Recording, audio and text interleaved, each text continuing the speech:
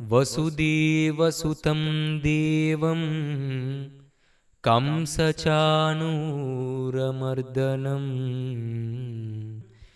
देवकी परमानन्दं कृष्णं वन्दे जगद्गुरुम्।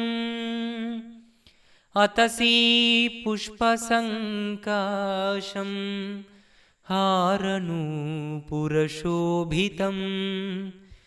रत्नकङ्कणकेयूरं कृष्णं वन्दे जगद्गुरुम्।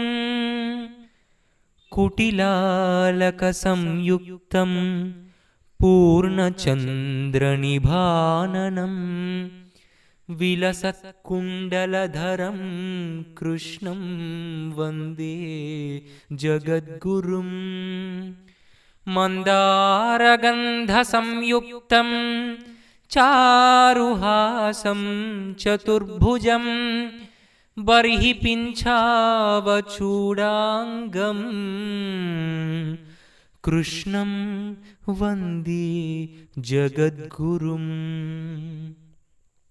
उत्पुल्लपद्मपत्राक्षं नीलजीमूतसन्निभं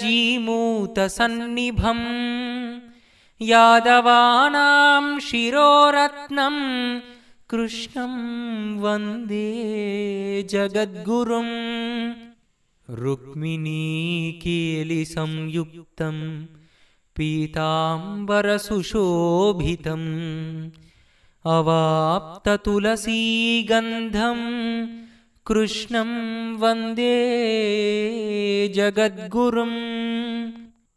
गोपिकानां कुचद्वन्द्व कुङ्कुमाङ्कितवक्षसं श्रीनिकेतं महेश्वासं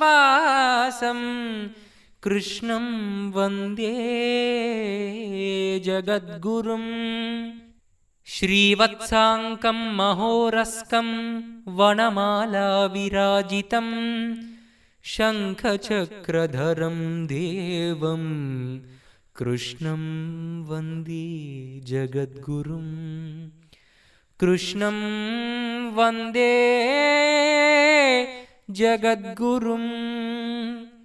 कृष्णाष्टकमिदं पुण्यं प्रातरुत्थाय यः पठेत् कोटिजन्मकृतं पापं स्मरणेन विनश्यति। कोटिजन्मकृतं पापं स्मरणेन विनश्यति।